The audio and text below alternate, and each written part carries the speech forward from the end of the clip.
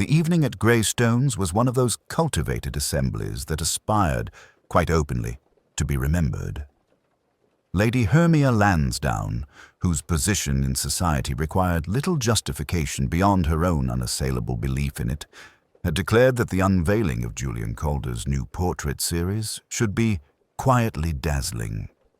And so the guests arrived, daughters in ivory silk, retired colonels polished to brass, painters clutching their fragile reputations like monocles, all drifting across the marble foyer as if they belonged to an age more orderly than the present. Greystones itself suited the tone, large, gracious, and faintly mournful, like a retired dowager remembering her triumphs. Its long windows misted slightly in the autumn chill, catching the dying light. Inside, lamps glowed in tasteful clusters, turning the gallery hall into a warm corridor of varnished portraits and murmured expectation. Julian Calder stood near the hearth, surrounded by his subjects, those fashionable souls who trusted him to capture their spiritual likenesses, though they rarely agreed with his interpretation when finished. Calder was a slim, distracted man with the air of someone permanently listening for a distant melody. Tonight he smiled absently as he accepted Lady Hermia's compliments, but his eyes flicked now and then toward the tall grandfather clock in the corner, the one whose ebony casing gleamed like a sentinel. It had been Hermia's late husband's pride, a 17th-century Dutch marvel whose mechanisms, she claimed, still kept time with uncanny accuracy. It was this clock, oddly enough, that gave the gathering its first disturbance. Shortly after 7, while the conversations hummed at their softest, the clock chimed, not 7, but 13. A single, echoing additional note rang out, a bright, cold sound that hung in the hall like an accusation. There was a pause. No one moved to ask about it. No one quite dared. Instead, the chatter resumed with a shade too much animation, as if the guests hoped to drown the memory of the errant strike under their laughter. Lady Hermia fluttered away from her circle of admirers and approached the clock with mild indignation. "Ridiculous thing," she murmured. "It's never done that before."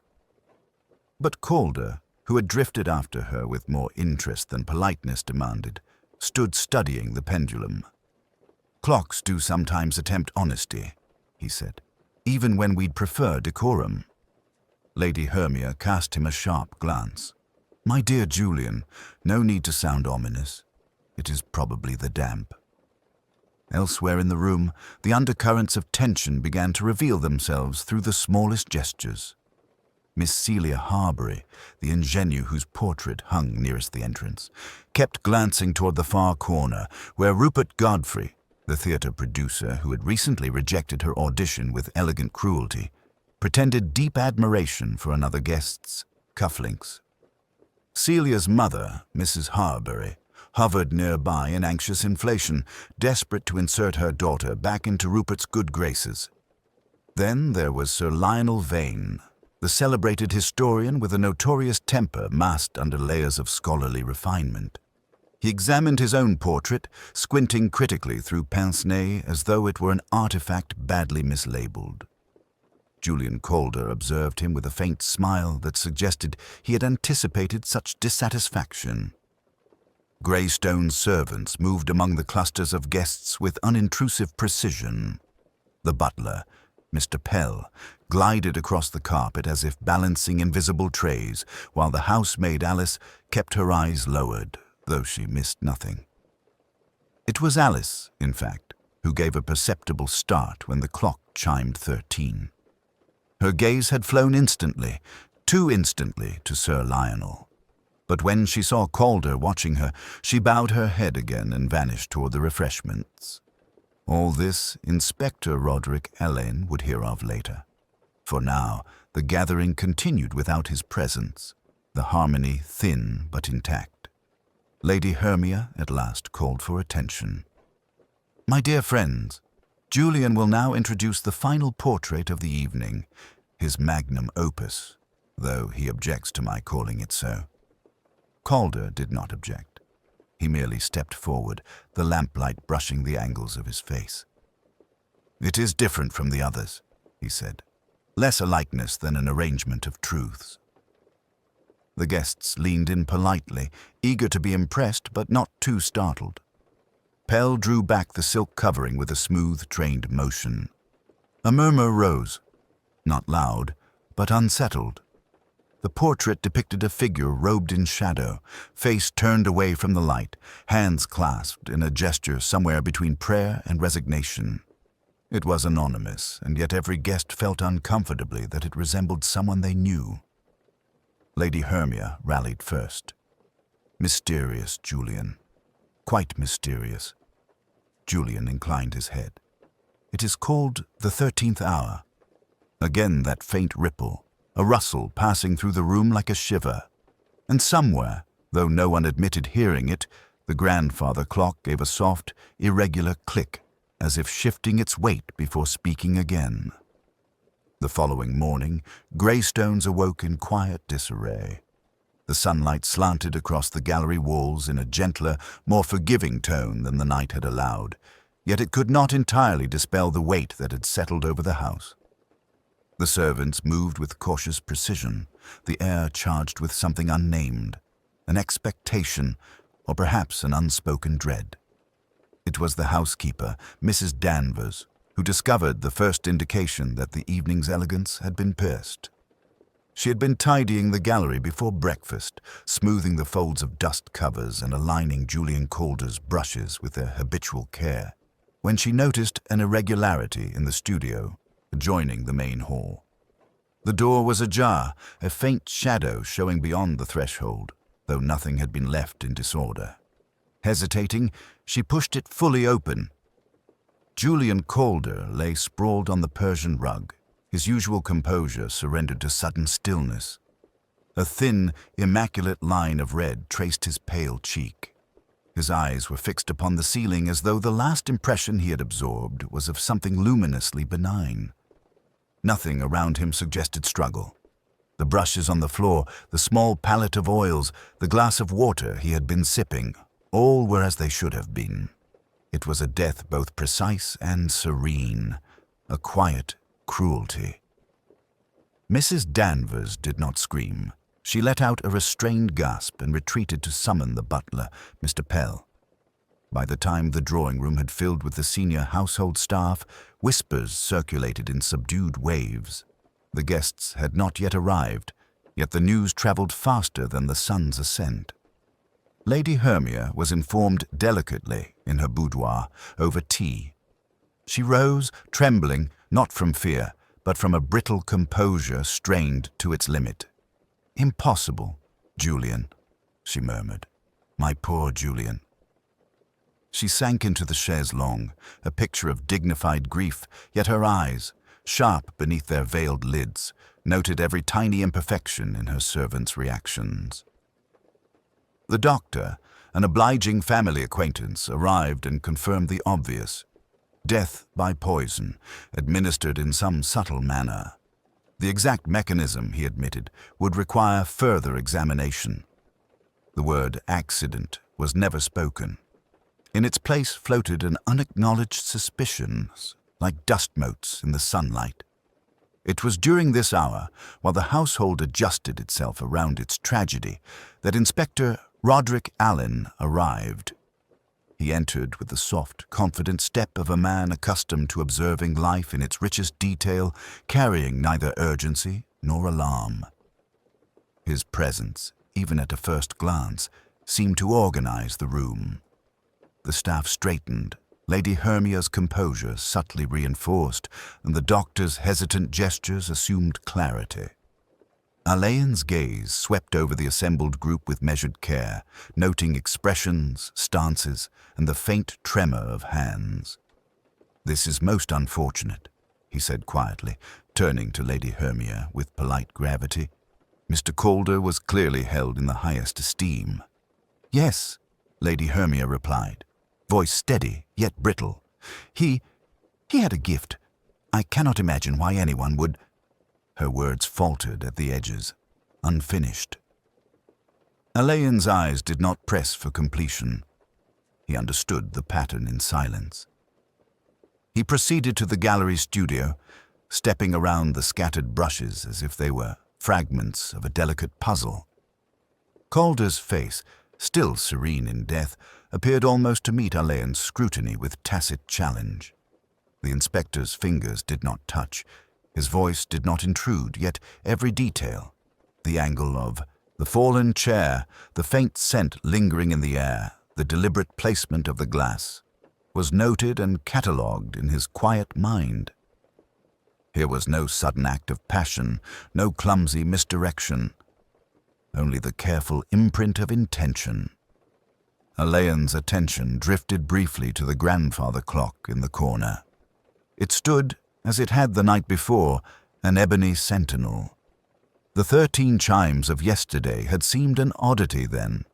Today, they took on an uncanny resonance, as though marking the threshold between order and its fracture.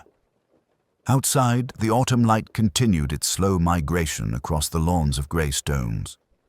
Within, the household moved with polite grief, whispers halting as Alleyn's measured presence passed among them. Every gesture, every avoidance of eye contact, every slight hesitation became a part of the invisible web he was already tracing. Calder's death had been quiet, but the echoes it produced, Alleyn knew, would resonate more sharply than any scream. And somewhere, in the pattern of silences and glances, the first small threads of motive began to emerge. Threads so faint that none in the room, not even Lady Hermia herself, could yet see them. Inspector Roderick Alleyn remained in the studio longer than most might have imagined necessary. He did not prod the scattered brushes or the faint residue of oils on the palette. He merely allowed his eyes to linger on them, on the gentle arc of Calder's fallen chair, and on the subtle irregularities in the light that seemed to pool differently on the Persian rug. Each detail, however minor, contributed to a silent narrative, a narrative he was patient enough to read. The household, meanwhile, began the careful choreography of response. Servants moved with a quiet efficiency that suggested habitual discretion. Lady Hermia, now fully dressed, resumed her social duties with an artful calm that masked the tremor beneath her composed hands, and the doctor, reluctant to linger without necessity, excused himself with polite but clearly forced civility. Alleyn's first act was to survey the room as though it were an exhibition. His eyes rested on the portraits Calder had painted the previous evening, lingering particularly on the 13th hour. There was something in the figure's posture, hands half-clasped, shoulders slightly hunched, that suggested the artist's perception of vulnerability and restraint, a theme Alleyn now recognized as strangely prescient. He noted the other guests' arrivals, one by one as they were summoned or invited by Lady Hermia herself. Miss Celia Harbury entered first, accompanied by her mother, her eyes bright with nervous curiosity, yet shadowed by faint tension. Celia's manner was impeccable, yet there was a restlessness in the fingers she could not entirely suppress. Alleyn observed, but did not comment. Next came Sir Lionel Vane, moving with measured deliberation. His scholarly air contrasted sharply with the tension behind his eyes. He bowed to Lady Hermia and merely nodded to the inspector. Alleyn caught the subtle narrowing of Vane's lips as he passed the studio, noting a hesitation that suggested private calculation. Even the butler, Mr. Pell, appeared differently under Alleyn's watchful gaze. His habitual composure seemed now almost performative, a deliberate mask to conceal the mind quietly noting every arrival, every word spoken, every gesture that fell out of step with decorum. Alleyn finally spoke, his voice calm and modulated, neither intrusive nor theatrical. "I understand the household staff discovered Mr. Calder." "Yes, Inspector," replied Lady Hermia, her tone measured but carrying a trace of fragility. "Mrs. Danvers found him. It was shocking, of course." She paused, gathering herself. "We tried to maintain discretion. The guests are aware of the situation, but delicately." Alleyn inclined his head slightly. I should imagine discretion is necessary. I trust the scene has been left untouched? Entirely, Lady Hermia assured him, her eyes flicking briefly toward the studio. We have followed your instructions to the letter. He nodded and stepped into the gallery, where the portraits now assumed a new, unintended context. His gaze moved from canvas to canvas, noting expressions rendered permanent: pride, apprehension, subtle disdain, and carefully veiled resentment. There was no overt hostility, no theatrical gesture of blame. Yet each painting, combined with the knowledge of Calder's sudden death, became a window into the delicate tensions beneath the evening's surface. Alleyn's attention drifted briefly to the clock once more. Its pendulum swung with serene accuracy, yet he could not dismiss the echo of 13 chimes. Odd occurrences, he had learned, were rarely without meaning in households of this nature. Often they were less about mechanics and more about the invisible pulse of social currents. He moved to the nearest chair and seated himself, a gesture of repose more than necessity. Watching, waiting, he catalogued movements, glances, and silences. Guests approached in carefully calibrated social manners, offering condolences, whispering observations, or simply standing by with polite composure. Each, Alleyn noted, revealed more in what they left unsaid than in any verbal communication. Miss Harbury avoided eye contact with Sir Lionel, and her mother, Mrs. Harbury, subtly adjusted the folds of her dress as if to shield her daughter's discomfort. Lady Hermia's smile never wavered, but her fingers trembled briefly as she accepted condolences from a distant cousin.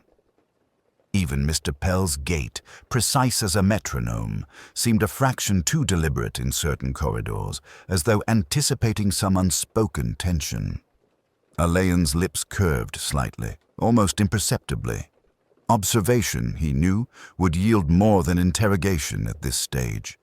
The characters were revealing themselves with each measured gesture, each carefully curated expression. And in a household of elegance, of performance and restraint, the smallest deviation, a faltering hand, a diverted gaze, was a clue in itself. He rose, moving toward the studio once more. Calder's death, though quiet and precise, was already beginning to speak. The voices of those present, restrained and courteous, carried hints of motives yet unvoiced, and Alleyn, as ever, listened first to the silences. Inspector Alleyn's approach to questioning was deliberate and unobtrusive. He had no interest in theatrics or brusque interrogation. In a household such as Greystone's, it was often the smallest slip, a hesitation, a shift of posture, a carefully omitted word that revealed far more than any direct question could. He began with Lady Hermia, finding her seated near the window in the drawing-room, her hands folded as if in rehearsal for a social occasion. "Lady Hermia," he said, voice gentle yet precise, "may I ask about Mr. Calder's movements last evening?" She inclined her head, carefully measured. He circulated among the guests, of course. He was unusually contemplative, I thought, lingering longer than necessary before certain portraits, though it is difficult to say why. Julian had a habit of disappearing into thought. Her smile was practiced, but her eyes, briefly, betrayed a flash of worry. Alleyn nodded, noting the word habit, a subtle signal that she had observed repeated behavior. "And were there any interactions that struck you as unusual?" Lady Hermia's gaze flicked toward the studio, then back. "Not that I could discern, though Mr. Calder and Sir Lionel had words, quietly spoken and for only a moment.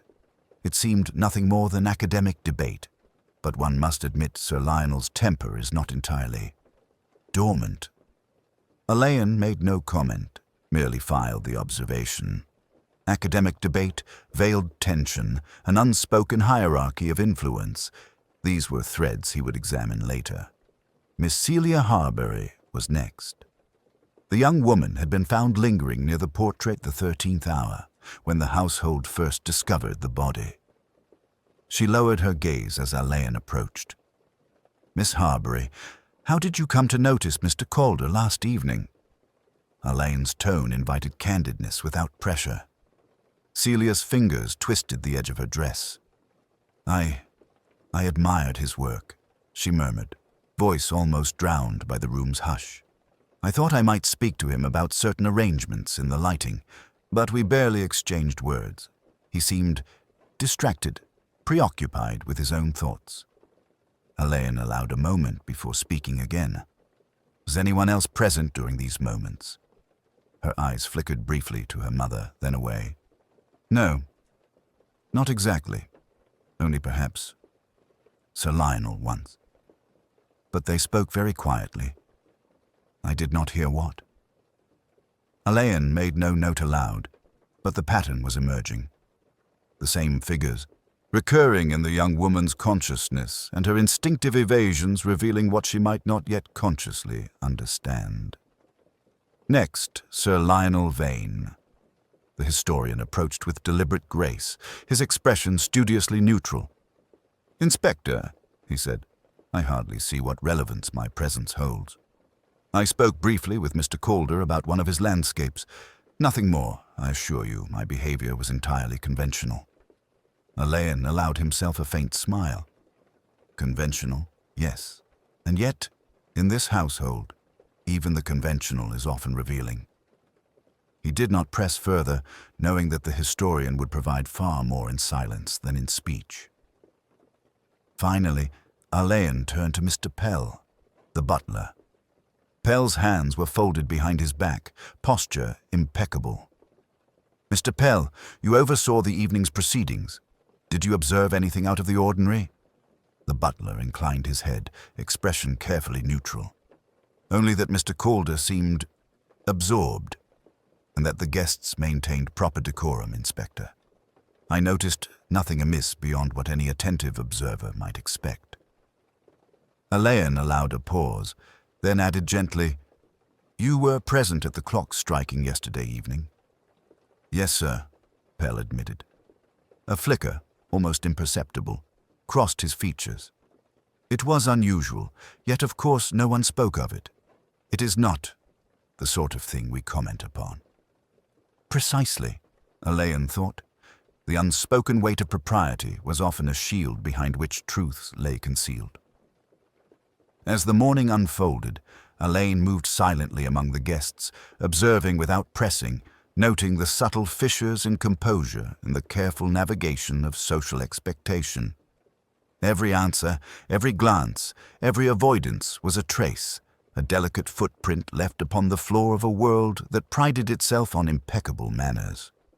By mid-morning it became apparent that, though no one had raised their voice, the house was fractured. The guests murmured, paused in their movements, and subtly checked one another's reactions. No accusations were made, yet suspicion hung in the air like the faint scent of oil paints in the studio, elusive, persistent, and oddly intimate. Alleyn's mind, meanwhile, catalogued the interactions, noting patterns of evasion, over-careful civility, and the faint, almost imperceptible tremors beneath self-control. These were the whispers of motive, quiet, restrained, but unmistakably present. He did not question further, for the hour was young and the threads needed time to unravel themselves fully. He understood that in a household such as this, revelation was rarely abrupt. Instead, it emerged slowly, in gestures, in glances, in what people refrained from saying.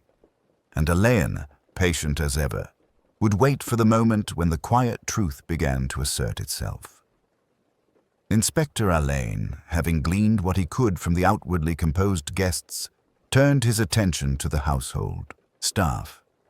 In a house such as Greystone's, the servants moved within a subtle hierarchy of observation and discretion. Often they saw more than the family realized, but spoke far less than they knew. He began with Alice, the young maid who had startled upon the clock's 13th chime the previous evening. She was arranging silver in the dining room, her movements precise, almost deliberate. "Miss Alice," Alleyn said gently, "I understand you were near the gallery last night." Her hands stilled for a fraction of a second. "Yes, sir," she replied, eyes downcast. I was bringing refreshments. That is all."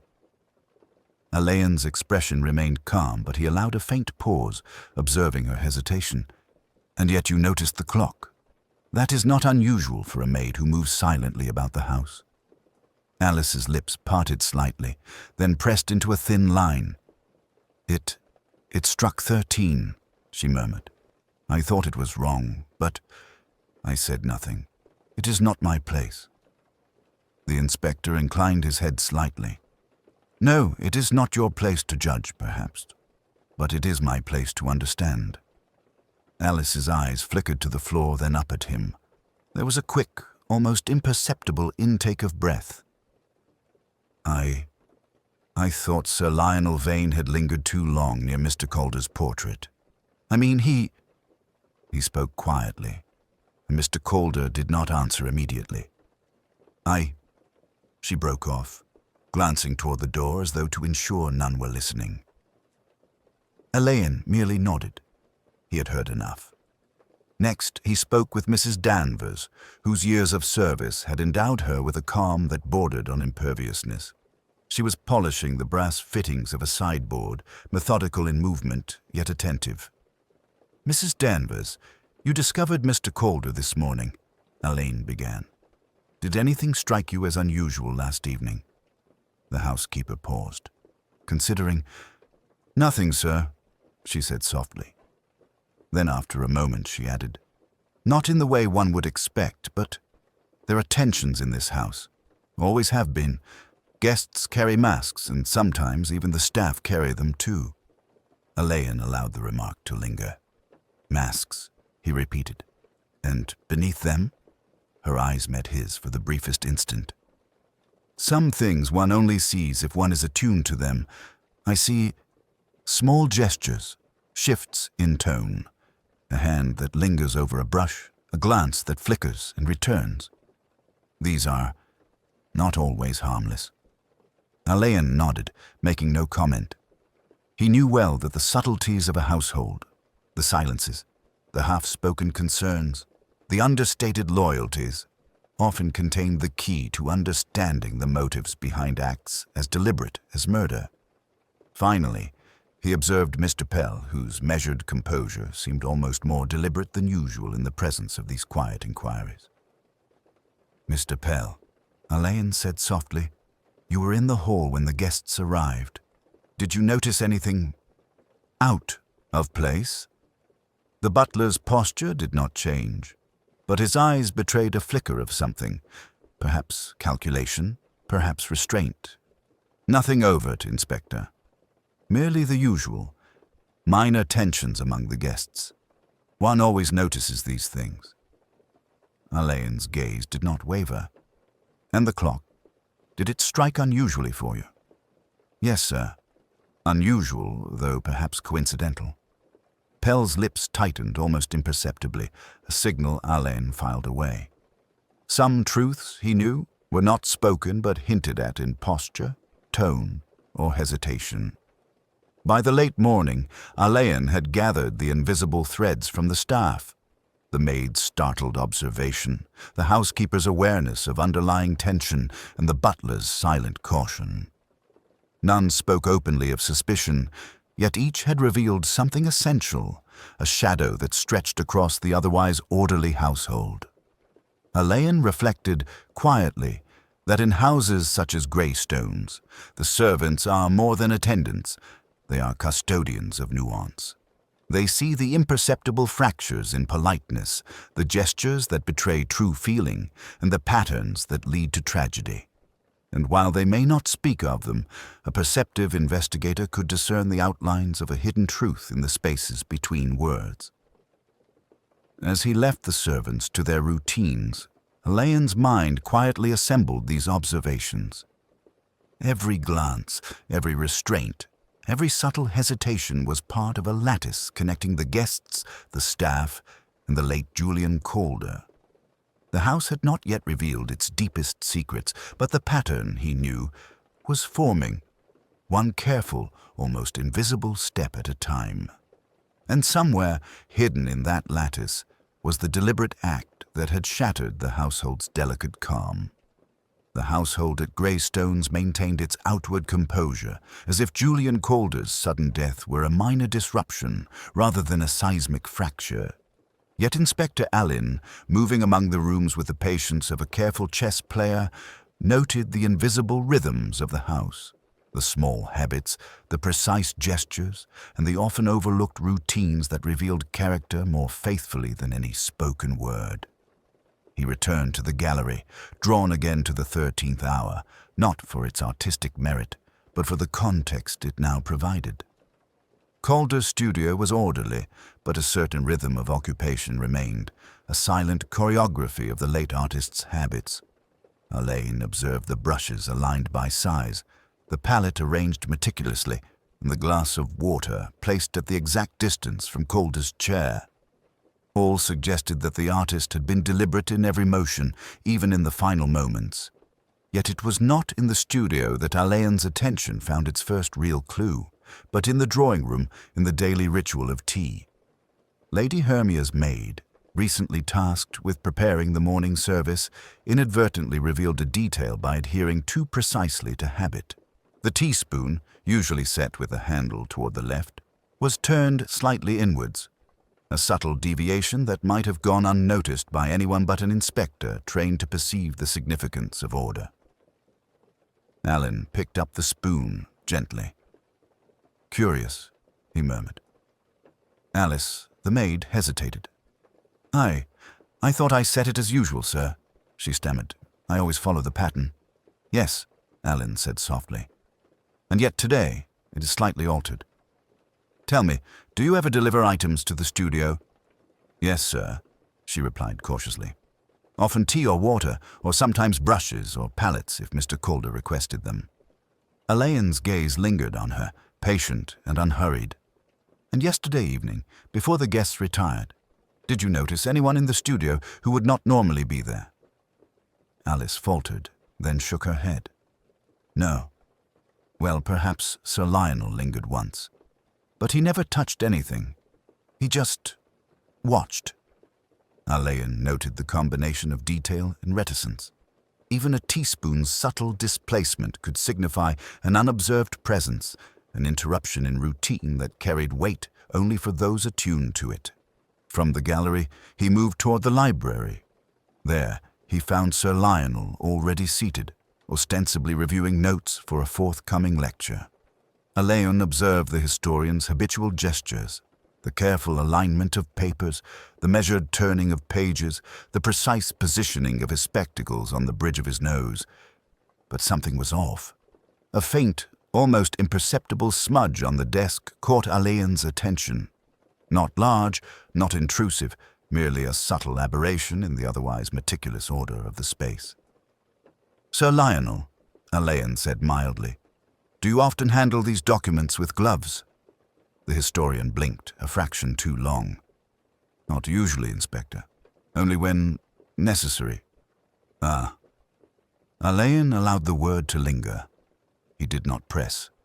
It was often sufficient to note hesitation, the imperfection in routine and the ripple it left in an otherwise rigid structure. Later, he returned to the studio to examine the clock once more.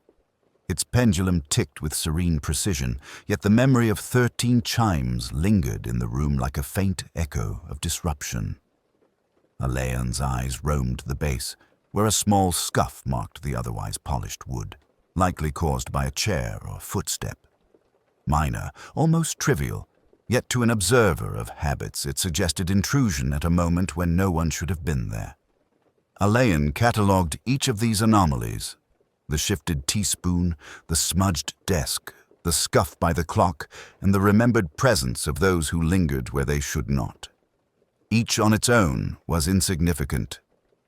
Together, however, they formed a lattice of intrusion upon routine, a subtle choreography of unseen movements. In Alleyn's mind, the household was beginning to speak, not through words, but through deviations in habit, small fissures in order that pointed to disturbance. The perpetrator, he realized, had been both careful and yet insufficiently subtle. Even in a house trained to conceal, human nature left traces, and Alleyn, as always, was patient enough to observe them, letting the quiet evidence of ritual reveal the contours of a carefully hidden truth. The morning passed with the careful hush of a household aware of fragile boundaries. Tea was served in the drawing room, voices restrained, and the guests exchanged pleasantries that carried a hidden weight. Yet, even amidst this veneer of civility, subtle fissures had begun to appear, gestures slightly too deliberate, glances that lingered longer than propriety permitted. It was Miss Celia Harbury who first embodied this quiet disturbance. She had been near the portrait the 13th hour, ostensibly admiring Calder's work, when she suddenly paused, her hand resting against the polished frame. Her expression, carefully controlled a moment before, faltered slightly. A whispered exclamation reached her mother's ears. "Oh!" Barely audible, yet enough to draw Alleyn's attention. "Miss Harbury," he said gently, approaching, "is there something you wish to share?" Celia's eyes, wide and earnest, darted between him and her mother. I found a note, sir," she admitted in a low voice. "It was tucked behind the portrait. I didn't read it. I only saw the name." Alleyn inclined his head. "And whose name was that?" She swallowed, fingers twisting in the folds of her dress. "Julian Calder's. But there was something else. She faltered, as if even the act of speaking might summon consequences she could not yet imagine. Alleyn remained silent, allowing the pause to carry weight. It was rarely the words themselves that revealed the truth.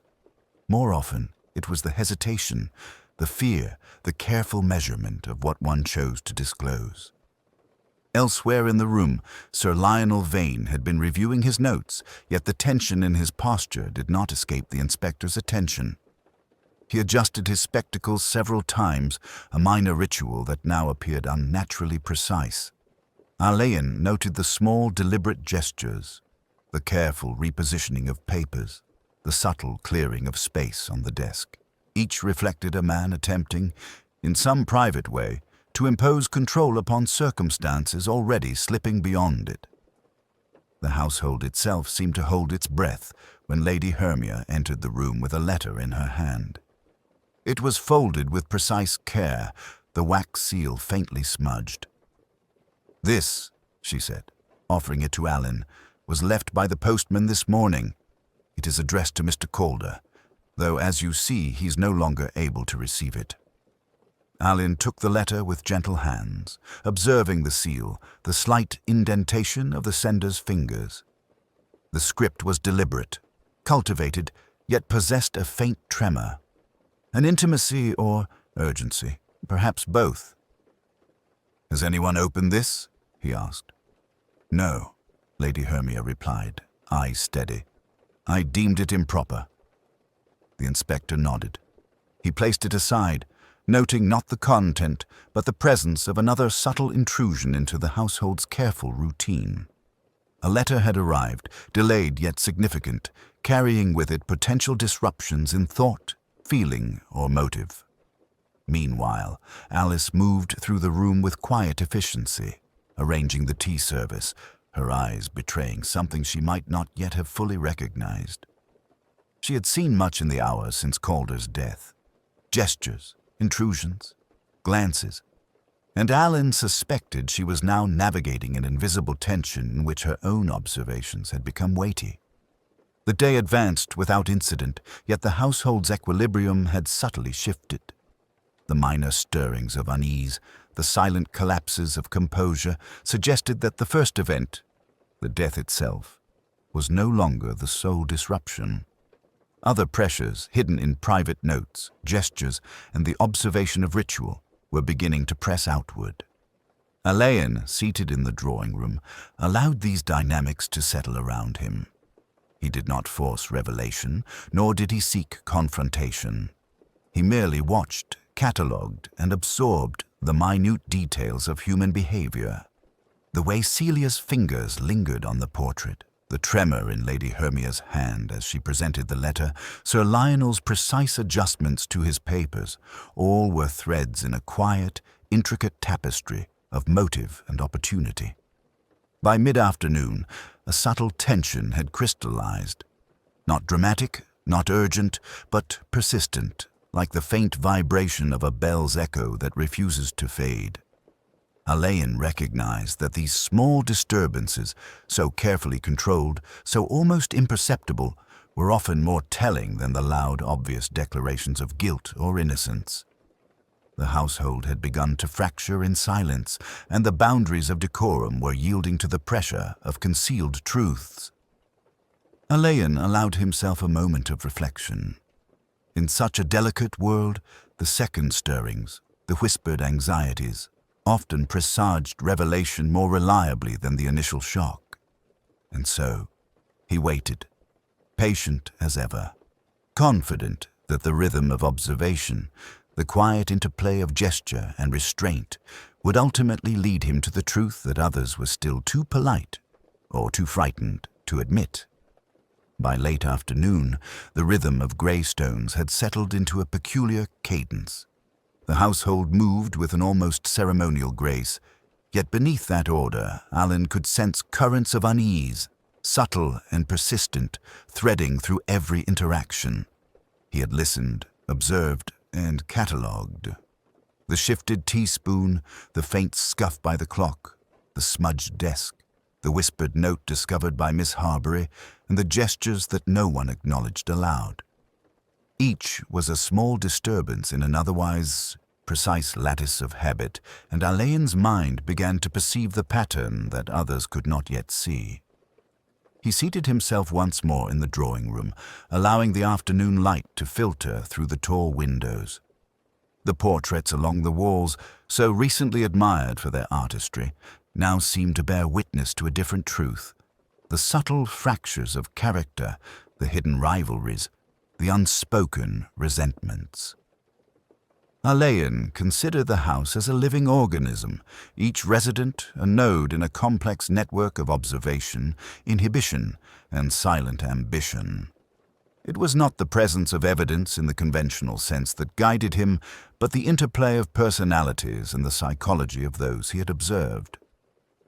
Lady Hermia's outward composure betrayed flashes of anxiety, controlled but perceptible. Miss Harbury's deference masked both admiration and fear, her careful navigation of social terrain hinting at awareness of events beyond her immediate understanding. Sir Lionel's meticulous gestures, coupled with his fleeting glances, suggested a mind capable of calculated patience, a subtle manipulation of routine to conceal intention.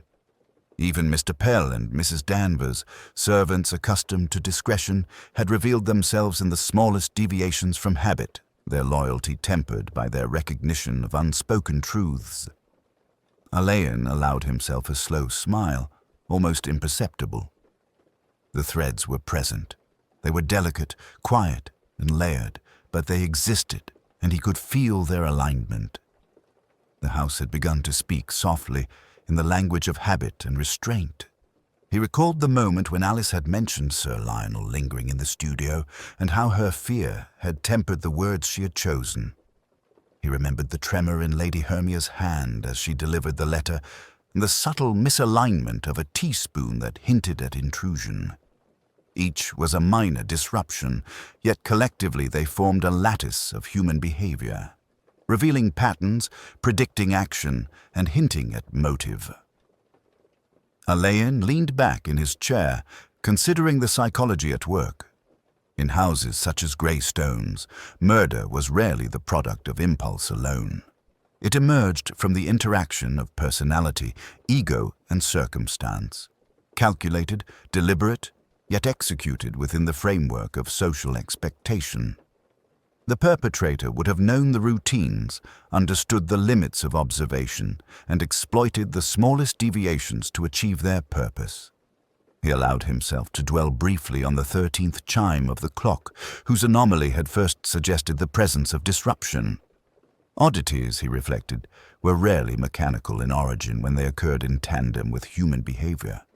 They were often signals, subtle yet deliberate, and it was in these signals that the truth often lay hidden. Alleyn rose and walked slowly through the house, observing again the gallery, the studio, and the corridors that connected them. His mind catalogued each nuance, each hesitation, each unspoken word. The household's calm was deceptive. Beneath it, ambition, envy, and careful calculation moved like currents beneath still water.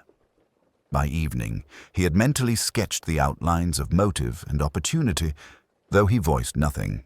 There was no need for premature accusation, no need for theatrical confrontation. The quiet tension he had observed, the subtle fractures in composure, would suffice to reveal the culprit in due course. He returned to the drawing room, seating himself near the fire, and allowed the household to continue its cautious, elegant rhythms. The silence was rich with implication, each movement a thread that would eventually tie together. Alleyn's intuition settled over him like dust, soft, patient, and unyielding. He would wait. In time, the truth would emerge, not with a shout, but with the gentle inevitability of observation, meeting opportunity. And when it did, it would be Alleyn's careful attention to the human mind, rather than any evidence in isolation, that would illuminate the path to understanding. The evening air had grown cooler, and the long shadows of grey stones crept along the gallery walls, folding the room into muted tones of sepia and grey. The household had settled into an uneasy rhythm, the outward calm, polished, deliberate, yet betraying subtle tremors beneath its surface. Inspector Alleyn moved quietly through the rooms, observing once more, cataloguing without intrusion. He had listened to words and silence alike, and the tapestry of human behavior was beginning to resolve into discernible form. It was in the library, away from the scrutiny of guests and staff, that Alleyn chose to make his first quiet intervention. Sir Lionel Vane was seated at the desk, ostensibly reviewing notes for a lecture he had claimed required preparation. Yet Alleyn had observed enough. The minor smudge on the desk, the lingering presence in Calder's studio, and the careful, rehearsed gestures of control suggested more than mere scholarly diligence. "Sir Lionel," Alleyn said softly, closing the library door behind him, "may I have a moment of your attention?" The historian looked up, expression composed, though the briefest flicker of awareness betrayed recognition of the import of Alleyn's presence. "Of course, Inspector. I trust this is a matter of discretion?" "Entirely," Alleyn replied. He seated himself opposite Vane, allowing the silence to stretch, observing the man as one might examine a carefully constructed painting for imperceptible inconsistencies. "I have come not to accuse, but to understand. Certain anomalies have arisen. Small deviations from routine, minor disturbances in habit that require explanation." Sir Lionel adjusted his spectacles, hands momentarily trembling. "Anomalies?" he asked, voice measured but with a slight edge of unease. "I cannot imagine what you refer to." Alleyn's lips curved slightly. "The clock, the studio, your movements therein, a faint smudge, a lingering presence, a teaspoon misplaced in the drawing room. None of these details is significant in isolation, but together they create a pattern. I observe that pattern, and it speaks." Vane's composure tightened. "I am a scholar, Inspector. My habits are precise, but my intentions are nothing more than the pursuit of understanding." "And yet, Mr. Vane," Alleyn continued, calm and courteous, "it is often those most careful in their outward composure who must work hardest to conceal the truths beneath." He allowed a moment for the words to sink. "I would like you to reflect quietly upon your movements yesterday evening and your interactions with Mr. Calder." Sir Lionel's fingers tightened on the edge of the desk, subtle enough to escape the notice of a casual observer, but unmistakable to Alleyn. A slight exhale, a fraction of hesitation, and the careful shield of politeness cracked, just imperceptibly. "You have seen through my habits," Vane admitted in a low voice, the first personal admission of the day. "But I assure you, Inspector, it was not premeditated in the way you imagine." Alleyn inclined his head. "Perception is seldom mistaken, Sir Lionel. What we call premeditation is often only the deliberate use of opportunity." The historian nodded slowly, eyes fixed on the desk, then raised them to meet Allen's steady gaze. There was acknowledgement, not panic, acceptance, tempered by the weight of conscience. The gesture was almost imperceptible, but in Alleyn's trained observation, it spoke volumes. Alleyn rose, as though the moment were concluded. "You may return to your work, Sir Lionel, but I would ask only that you allow your conscience to guide your actions from this point forward." Vane inclined his head, the briefest tremor of a sigh escaping, and resumed his position at the desk. The confrontation had been private, almost imperceptible to anyone observing from the corridors. Yet in that quiet exchange, the subtle fractures of civility had been acknowledged. Alleyn knew that in a house such as Greystone's, revelation was rarely loud or dramatic. It arrived in small, controlled gestures, in admissions whispered and actions restrained. As Alleyn departed the library, he moved through the corridors of the house with measured pace, the evening settling into a collective calm. The household, unaware of the precise contours of the quiet confrontation, continued its rhythms with careful grace. Yet the tension, though masked, now carried a new dimension. The acknowledgement of knowledge, the subtle, inescapable weight of understanding. And Alleyn, ever patient, observed it all. The pattern was forming, the threads aligning, and the truth, though not yet spoken aloud, was approaching its quiet, inevitable revelation. The evening had deepened into a gentle darkness, the firelight casting long, dancing shadows along the polished walls of Greystones. The household gathered in the drawing room, the tension of the day folded into an almost ceremonial calm. Inspector Alleyn stood near the hearth, his posture composed, his expression serene, as though the revelation he carried was not a burden, but an inevitability he had long awaited. Lady Hermia sat upright in her chair, hands folded in her lap, eyes alert but careful. Miss Celia Harbury perched on the edge of the chaise, fingers tightly interlaced, while Sir Lionel Vane remained at his accustomed corner, the weight of subtle acknowledgement evident in the measured set of his shoulders. The servants observed quietly, their habitual discretion now shadowed by the sense that something had shifted in the invisible equilibrium of the house. Alleyn spoke softly, each word deliberate. "We have witnessed today the quiet upheaval of routine and decorum, some minor anomalies, small intrusions upon habit, and gestures of avoidance have revealed truths which otherwise might have remained unseen. In this household, actions speak louder than words, and the patterns of behavior have been most instructive." He paused, allowing the cadence of his voice to settle into the room, each listener absorbing the gravity without alarm. Julian Calder's death was not the product of chance. It was deliberate, careful, and executed with an understanding of the social fabric in which we move. The opportunity was seized, and yet the traces left behind, however slight, have revealed the source of that intention. Alleyn's eyes turned to Sir Lionel, steady and unwavering. "Sir Lionel Vane, your presence in the studio at the time of Mr. Calder's final moments, your lingering interest in the portraits and the deviations in habitual practice, these, combined with your knowledge of his routine, form a pattern which cannot be ignored. You understood the movements of others, the placement of objects, and the predictability of habit, and you used that understanding to your advantage." Sir Lionel's head inclined slightly, as though acknowledging the statement rather than denying it. His voice, calm but thinly restrained, broke the quiet. "Inspector, you have seen clearly. I did not intend to be discovered in this manner. I acted with care, but the outcome was inevitable once the moment presented itself." Alleyn's expression remained composed, even gentle. You acted, Sir Lionel, within the bounds of your knowledge and skill. And yet in a house such as this, perfection is elusive.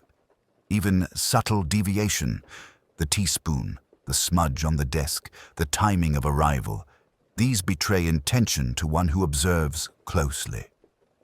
Lady Hermia's hands tightened in her lap, though her outward demeanor remained graceful.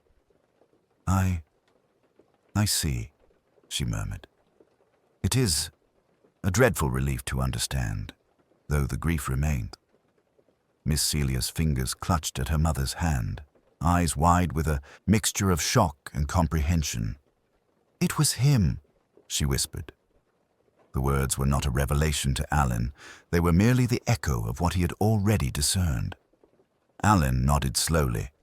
Yes, the crime was precise, deliberate and silent, but so too was justice in this house, not in loud confrontation, but in acknowledgement of truth and the inevitability of consequence. The law will follow its course, but the moral clarity need not be expressed in drama or uproar. Sir Lionel lowered his gaze, a subtle acknowledgement of the inevitability he could not escape. There was no outburst, no pleading, no vehement denial, only the quiet acceptance that comes with the recognition of one's actions, observed and understood. The household exhaled collectively, the tension easing slightly, though the shadow of loss remained. Alleyn, ever composed, allowed the silence to settle, knowing that the delicate balance between revelation and decorum had been maintained. In the final moments, he reflected upon the manner in which truth reveals itself, not always through evidence alone, but through the careful observation of gesture, habit, and the subtle fractures in human behavior. In this, he had relied not on confrontation, but on patience, attentiveness, and understanding of the human psyche. The room remained calm, the firelight soft upon the faces of those present. Truth had been unfolded, softly, elegantly, inevitably. And in the quiet, Alleyn sensed that the house itself, though scarred by loss, had returned to its measured rhythm, the patterns of life resuming their subtle course. The morning that followed the quiet revelation carried a strange calm over Greystones. The household had absorbed, with varying degrees of composure, the knowledge of Sir Lionel Vane's culpability. There was no dramatic uproar, no frantic confrontation. Instead, a careful adjustment of position and perspective, as though each member of the household had rehearsed their roles in a subtle, unspoken drama of acknowledgement. Alleyn observed them with quiet satisfaction, noting the intricacies of human behavior that revealed as much as any legal testimony. Lady Hermia, seated at the breakfast table, moved with her usual elegance, but her fingers lingered longer on the fine china than was strictly necessary. There was a tremor in her composure, almost imperceptible, that betrayed the grief she could not fully articulate. Miss Celia Harbury, ever attentive, watched her mother and the inspector, still struggling to reconcile the elegance of social ritual with the horror of understanding. She carried herself with careful poise, yet Alleyn noted the frequent glances toward the studio, as if half expecting the scene of the crime to repeat itself before her eyes. Sir Lionel, however, presented a different image altogether. He moved with deliberate calm, measured and controlled, yet Alleyn discerned the quiet weight of inevitability pressing upon him. There was no panic in his demeanor, only the subtle recognition that his actions, observed and understood, had consequences that extended beyond the walls of his own conscience. Alleyn approached him quietly, voice soft but resolute. Sir Lionel, the authorities will be informed. It is only proper that justice take its course. Your cooperation, as always, is appreciated. The historian inclined his head, neither protesting nor attempting to evade. I am aware, Inspector. It is as it must be. The outcome is neither surprising nor wholly unjust, I suppose. I accept it. Alleyn allowed a moment for the words to settle. Justice, in this context, was not a loud spectacle. It was a quiet inevitability, marked by recognition, remorse, or the tacit acceptance of consequence. The law would follow, but the moral resolution had already taken place within the measured confines of the household. The servants, too, observed the unfolding with restrained awareness. Mr. Pell moved through the corridors with habitual precision, his loyalty to propriety tempered by the weight of observation. Mrs. Danvers continued her duties quietly, acknowledging the outcome with a subtle nod to the balance restored, even as the absence of Julian Calder's presence remained a silent ache in the house. Alleyn, meanwhile, reflected upon the elegance with which the household accommodated both crime and consequence. The rupture had been profound, yet decorum, the currency of Greystones, remained intact. It was a testament to the delicate structure of social observation. Small fissures could cause immense disruption, yet the fabric of civility could endure, if carefully attended to. Lady Hermia's voice broke the soft murmur of morning activity. "I suppose we must carry on.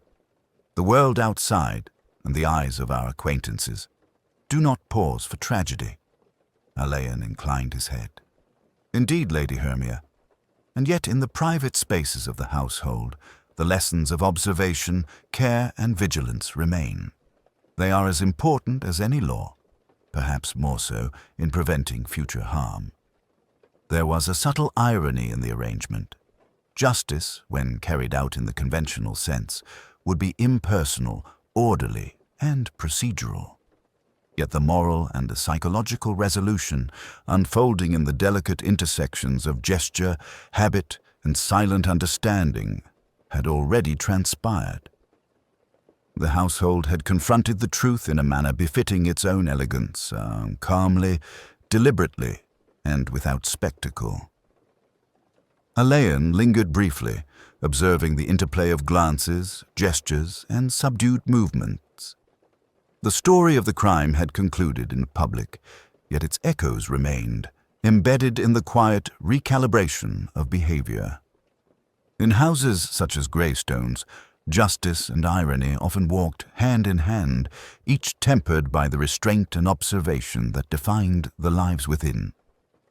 As the morning light fell across the drawing-room, Alleyn noted that, for all its quiet grief, the household had regained a measure of its ordered rhythm.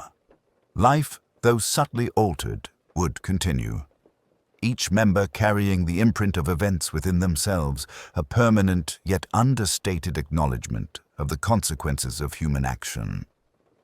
The house at Greystones, quiet now under the late afternoon sun, seemed to exhale after the subtle storms of revelation and moral reckoning. The shadows in the galleries stretched languidly across the portraits, their subjects forever poised in frozen moments of grace, pride, and perhaps the faintest suggestion of self-interest. Inspector Alleyn walked slowly through the rooms, his eyes taking in every detail once more, not in search of evidence, but in appreciation of the fragile lattice of human behavior he had so carefully observed. It was, he thought, an extraordinary privilege and a delicate responsibility to witness the truth unfold without forcing it. The guests and staff had each revealed themselves in their gestures, their habitual deviations, and their silences more fully than any confession could have accomplished. The house had spoken, softly, in the language of its occupants' lives, an eloquence that needed only attentive perception to understand. Alleyn paused before the 13th hour, Julian Calder's final portrait. The figure within, shoulders slightly bowed, hands half-clasped, seemed almost to mirror the careful restraint Alleyn had observed among the household members. He reflected upon the irony of time itself, the way an ordinary hour, when miscounted or disturbed, could signify disruption, opportunity, and revelation. The clock that struck 13 had been more than an anomaly. It had been a signal, a quiet herald of disorder in the meticulously ordered world of Greystones. The inspector's gaze wandered to the family portraits along the walls, each painted face serene yet subtly suggestive of hidden tension. It was a reminder, he mused, that appearances are often less reliable than habit, and that the most telling gestures are those almost imperceptible: the hand that lingers over a teacup, the slight hesitation before speech, the unconscious straightening of papers on a desk.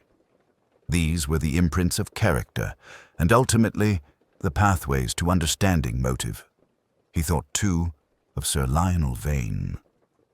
The historian's calm acceptance, his deliberate restraint, and the quiet acknowledgement of responsibility had ensured that justice, while inevitable, remained unembellished by theatrics. Alleyn admired the symmetry. In a house governed by decorum, the resolution had followed the same principles.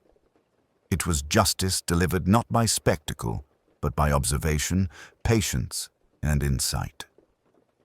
Lady Hermia and Miss Celia had resumed their routines with a subtle grace, outwardly unchanged, yet inwardly marked by the awareness of human frailty and the consequences of ambition. Even the servants, Mr. Pell, Mrs. Danvers, and Alice, had absorbed the lessons of the day, their habitual discretion now informed by knowledge that could not easily be forgotten. Alleyn recognized that in households such as this, the moral compass often rested as much in quiet attention and restraint as it did in the workings of law or punishment. He walked through the corridors one last time, each step measured, attentive to the faint echoes of movement, the soft murmurs of life continuing. The house was no longer merely a setting for elegance.